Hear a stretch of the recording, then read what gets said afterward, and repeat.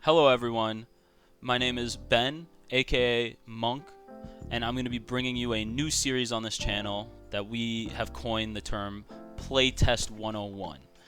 This is going to be a series where, like the name implies, we're going to be playtesting a variety of decks that are popular in the metagame, and as well as some rogue decks or decks recommended by the community or things that we have interest in, seeing how they work, right? We're going to be using a couple of the different sims that exist out here, so hopefully featuring some of those. For those of you who might not know that they exist, we're going to be today using DCGO, which is done by a community developed sim, which is pretty great and really fun. And then we also use Project Drasil, which is also a very fun sim to use as well, but is more manual, whereas DCGO allows for a lot of automated effect activation and what have you.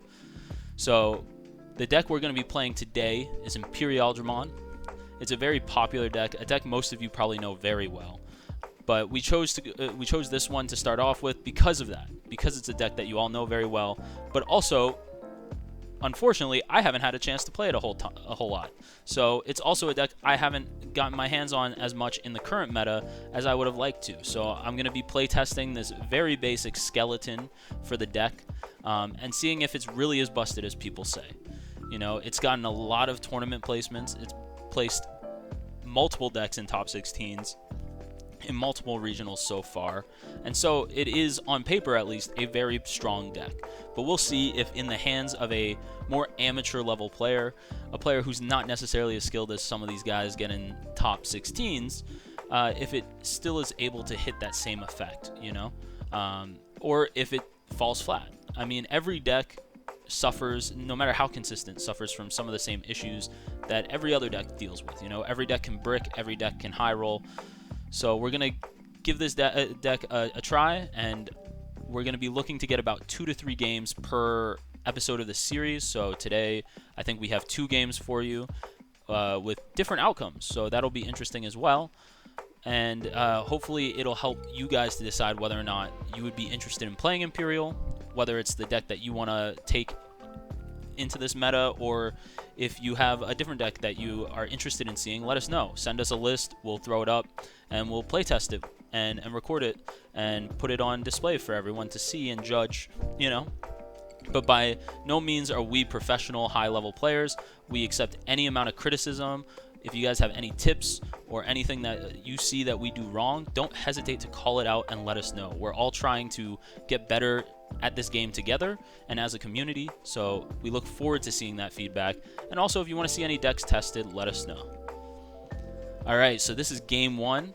As you can see, we're going first in this game. Our hand, pretty good. You know, as far as Imperial goes, this is a pretty decent starting hand. It's a little greedy to hold on to, which I end up holding on to it here anyway, knowing it's going to be greedy, but you know, you can't really complain when you have a rookie, a tamer, and then your entire top end in your starting hand. You know, this is a deck that you can definitely take a little bit of time to set up. It doesn't need to go right away because its explosivity is so explosive when it gets going that it's not really that big of a deal if you fall behind a little bit early. So we're going to start off, we're going to Digivolve into our rookie and play our tamer. This is really good setup. And as you can see, we draw another rookie off the draw from Digivolving and raising, which means now we have a searcher that we can play the next turn and look for our pieces that we want in this deck, right? And we get our tamer set up, which is also very good, you know? That tamer is critical to the strategy of Imperial, so getting it out early is really great. Now, unfortunately, our draw for the turn shows Heaven's Judgment, which is not the best draw off the turn start. But we choose not to promote for obvious reasons. We don't really have a reason to promote here, right? Like if we end up promoting, they can just swing over our Vmon, which isn't good. The reveal shows us another Imperialdramon. This is the one that we don't necessarily want to see, and a Stingmon. So luckily we get to grab our Stingmon, which is going to help us just Digivolve even further raising, set up even further in raising, and that's really great. It also has the effect when DNA Digivolving, you gain 1 memory, and it still has that piercing inheritable, which is also very good. Now here you see me play the Memory Setter Davis, which allows me to search for one blue color Digimon and one green color Digimon, which means I can get the Wormmon here and the XVmon, or I can get the Fighter Mode Ace and the XVmon, which is really nice. I get 2 cards for the price of playing 1, and he's a memory setter. Really can't go wrong with Davis. One of the best blue tamers ever printed, in my opinion, you know? Now our opponent, kind of foolishly, is playing right into what we want to see as a Imperialdramon player, because he's going wide. But he's going wide with a bunch of pieces that don't have Digivolution sources, which means that with the way we have our setup on board, the second we promote, we can go into our Imperialdramon fairly easily and suspend his entire board, making him unable to unsuspend until the end of his turn, which is really strong. He's going to go into the Magnamon here, bounce my Vmon. That's inconsequential. We don't give a hoot about that Vmon, right? And then he's going to play out another Vmon. My only assumption is that they're bricking and they're struggling to find their pieces, and so they're just playing out these Vmons, hoping to find what they need to like cook. And it's here that I realized, this whole time I thought I was playing against Armor Rush, but I end up seeing next turn that I'm actually playing against All Force, which is cool, but not necessarily as strong of a deck. So here we're just setting up using our Dual Tamer to get our Vmon out, to then search and set up for Digivolving and then going into the Imperialdramon. That's what we want. We see the XVmon, we see the Wormmon. We're struggling to like decide here, but we end up taking another Imperialdramon, and this is just in case we end up triggering our Imperialdramon's partition effect once we go into it. So here, you know, we're gonna go into this this Imperialdramon the second we get a chance to. We're just reading some effects, getting familiar with things. Like I said, this is playtesting, still trying to figure things out, still trying to make things work. But we're reading the Return to Promogenitor as well, just to get a good idea of like how these cards work for future games as well, right? This is a learning series. We're trying to figure out the decks that we're playing, not just playing them for the sake of content, right? And so we're contemplating like whether or not this is a card we'd want to play. I think we're trying to figure out and explain the effects that are going on and why this card is so good in the deck, which it is very good. It allows you to go into an Imperialdramon or any card with free in its trait for the Digivolution cost reduced by 4. So for 2, you can go into your Imperialdramon Dragon mode, or if you wanted to go straight into the Fighter Mode Ace, you could go into that for, I think it ends up being for 1, which is, or for 3 total, which is pretty good. But here we're going to go and DNA Digivolve into our Imperialdramon. We're going to gain 2 memory from the XVmon and the Stingmon, and then we're going to end up using our Tamer, triggering our Tamer to gain another memory and strip the sources from underneath the Magnamon, right? And so this is really powerful. This Imperialdramon comes out. We have the ability to swing twice with it, right? Because you swing once and then you would look to suspend a Digimon, and if you can't suspend one of your opponent's unsuspended Digimon, you unsuspend the Imperialdramon, which allows for the second swing. So we're going to actually choose to do something here because we think it's Magna X, right? So we're going to actually look to swing into the Magnamon. The reason I'm swinging into the Magnamon is if this is Magnamon X, it allows for me to clear the Armor Form Digimon, which prevents him from A, being able to go into Magna X for 5 on top of a Digimon with Magnamon in its name, but also it allows me to delay his Magna X play, right? Because if he's playing Magna X, then I can prevent the Magna X from going off for the cheat Digivolution, right? But then I can also prevent it from even being played in the first place. So we're gonna swing into that Magnamon, right, to just remove the ability for Magna X to be, you know, like even used, right?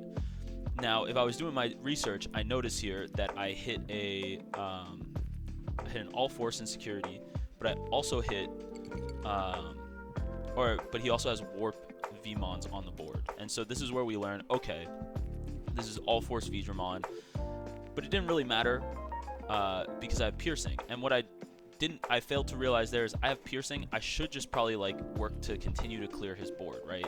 That would be like the most obvious play, is instead of swing directly into security, to swing over another Vmon. So then I at least get rid of as many like problems on his board as possible. And then we're gonna Digivolve into the Dragon mode. It's pretty simple why I do this.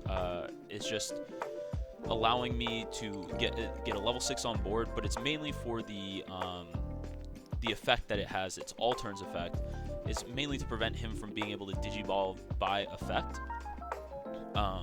And if he does, I have Imperial Fighter Mode Ace in my hand, which will trigger off that effect and allow me to Digivolve into the Ace for free when he Digivolves or attempts to play something by effect, right? And so that was like my main ideology here. It also like allows me to like keep something from unsuspending, but they're all prevented from unsuspending anyway, regardless, because of the Imperialdramon play I made earlier. Right, and so here we see he plays really easily, or they play really strongly into the Imperial, like into Imperial strength, right? Like the strength of the deck is suspending and keeping a bunch of things suspended, and then doing explosive plays that allow me to continue to push my advantage on the board. I play the Vmon, or the Wormmon, sorry. Just to get some more search, we see the Paladin Mode Ace, and now it's his turn. He's just going to go straight into the All Force. Here, there's a little bit of confusion, because I'm like, hold on, is this by an effect? And then, I guess, like, through reading it, and I talked with one of my friends after this match, and I realized it's not technically Digivolve. The Digivolve doesn't happen as the effect, like, as an effect, right? It happens because the card allows that Digimon to Digivolve to then Digivolve into an All Force, which is different than like it Digivolving by the effect of an effect, right? And so that's why the Dragon Mode doesn't trigger. But that's important to note if you are playing against a Warp deck that doesn't explicitly Digivolve as the result of the text on the card, but the text on the card instead allows that Digimon to Digivolve into a different Digimon, then that's fine. Here, it doesn't matter. You know, we're still in such a strong position that we basically have the game won at this point. It doesn't matter how they play, because of the fact that we can play out the Vmon for free. We can go into Stingmon on top of that Vmon, go into a new Imperialdramon, swing for 2 checks. We can swing with the Dragon Mode, which we're going to do. The idea being that maybe we hit into something that kills the Dragon Mode, which then... the idea was Partition, I think, but like it wouldn't activate Partition because it'd be dying to a Digimon Insecurity. But we have the Imperialdramon set up, so we're gonna swing with the or we'll go into Imperialdramon, swing twice, suspend everything, make it so they can't unsuspend, and the game's basically over, right? There's not a whole lot they can do from this position to prevent me from winning the game, right? We gain our memory back. We have Imperialdramon on board. We're going to start our swings, right? We're going to gain our memory, strip our sources. Pretty like standard gameplay loop for this deck at this point. And we see the Fighter Mode Ace, and I believe I have a slight misplay here, because technically speaking, I think I can swing. I think I could technically get 3 swings here by swinging the first time with Imperialdramon, right? And then Digivolving into the Ace, the Imperialdramon Fighter Mode Ace with the option card.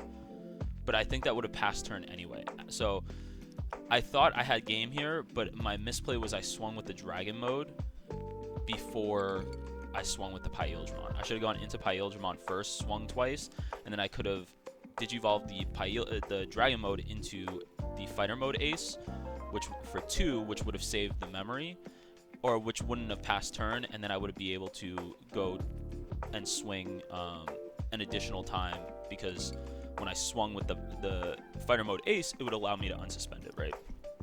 Which, at the end of attack, right? Which is like the big thing that I missed here. So like sequencing error on me. I apologize for that, guys. But here you can see how easy it is to sometimes get lost in the sequencing of this deck, you know?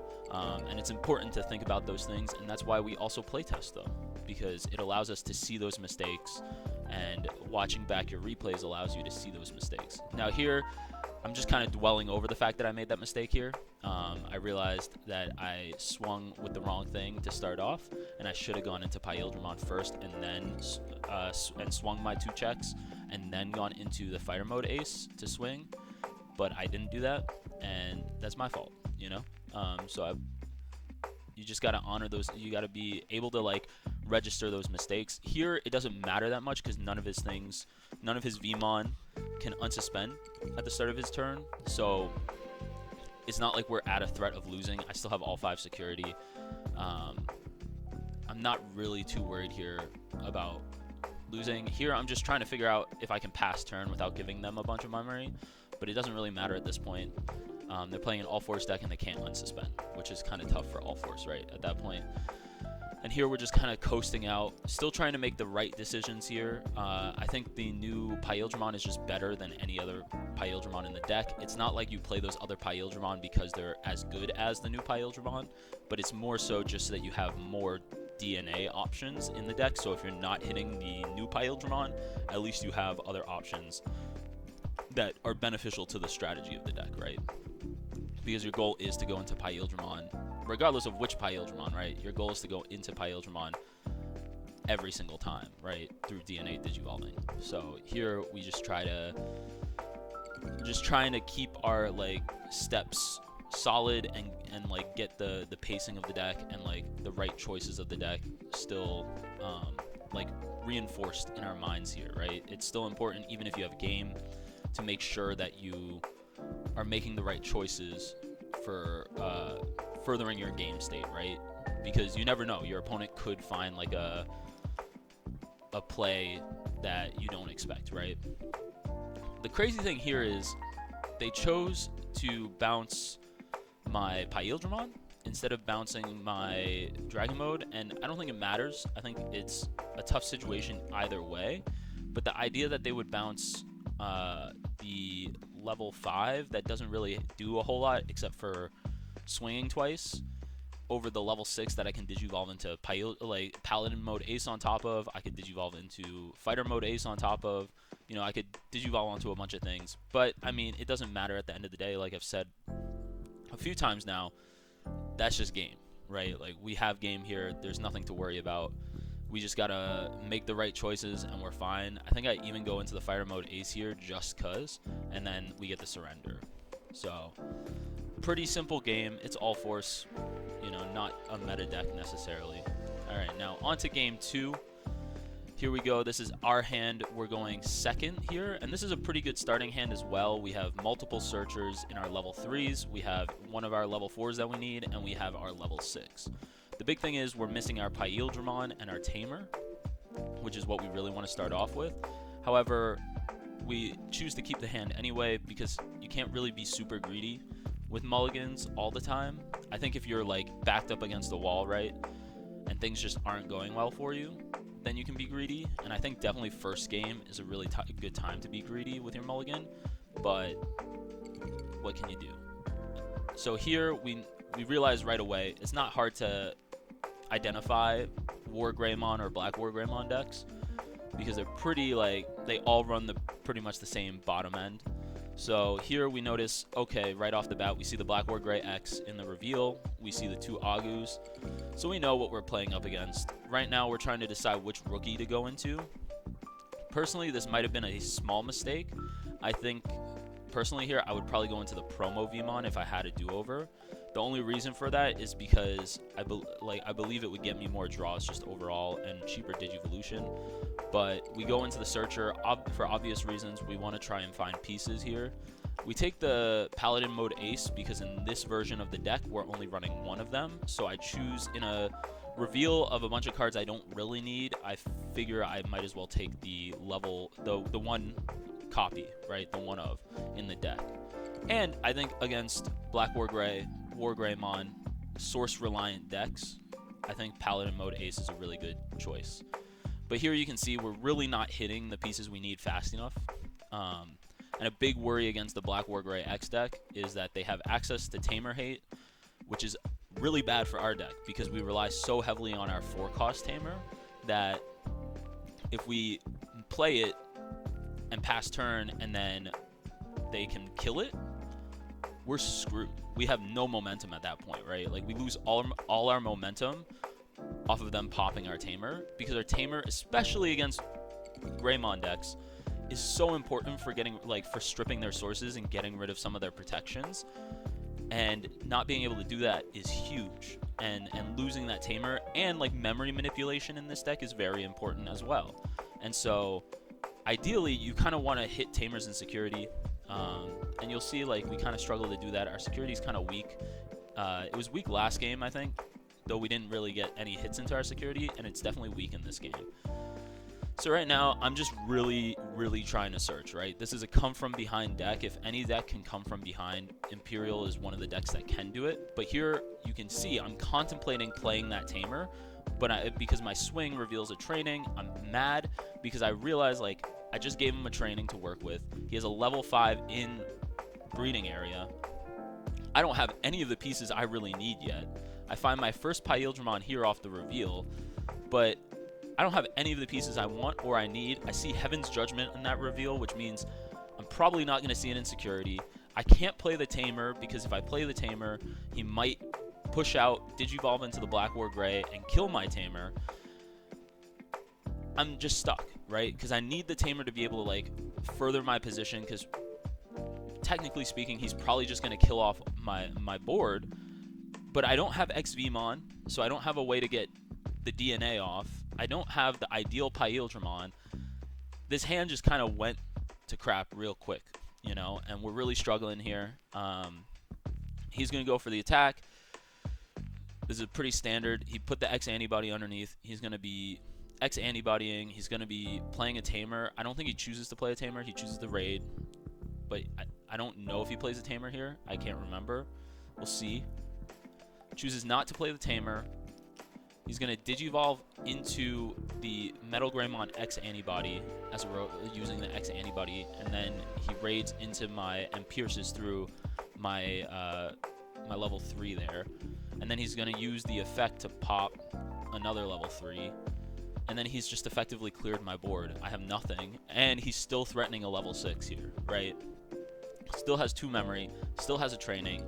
Very easily could go into Black War Gray X straight up. He could very easily go into a Black War Greymon straight up. And you can see he's playing the full Black War Gray top end. He's playing Guilemon. He's playing Black War Gray X.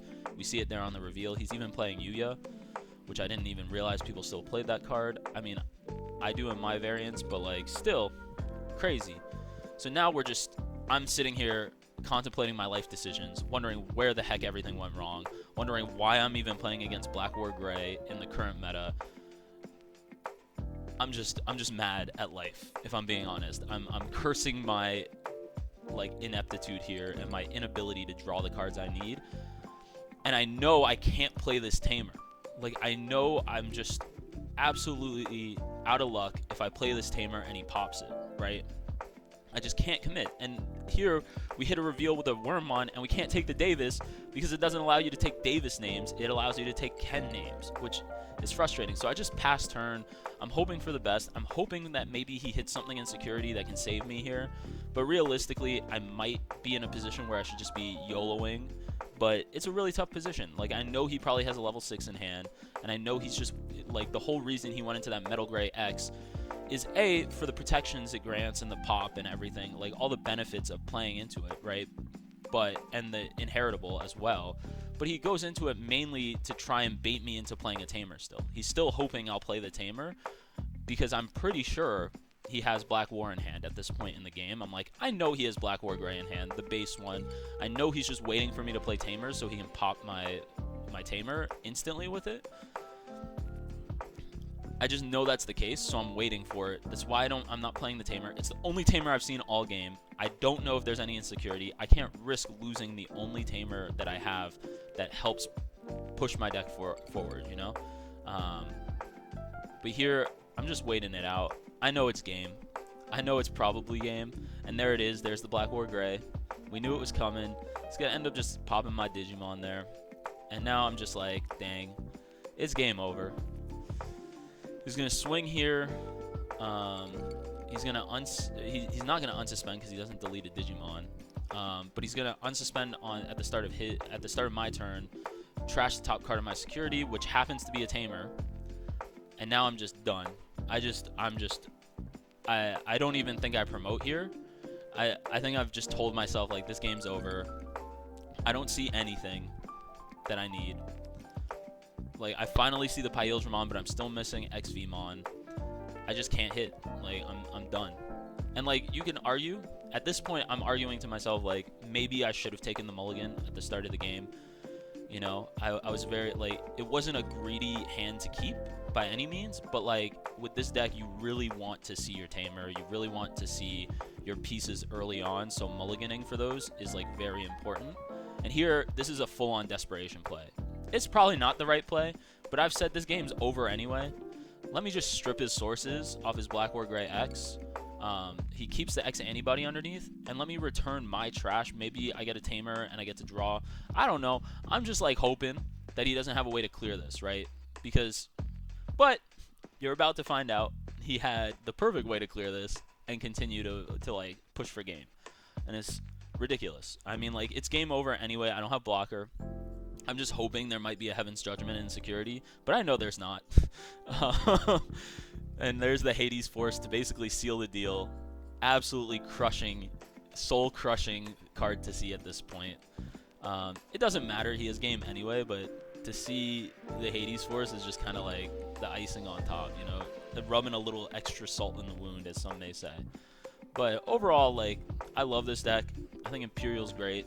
I do think there's a spot for Black War Gray or War Greymon in the meta currently. And we can definitely talk about that if you all are interested in seeing a video of where I playtest the deck, but also where I like maybe talk about the deck a little bit more and why I think it has a place in the meta.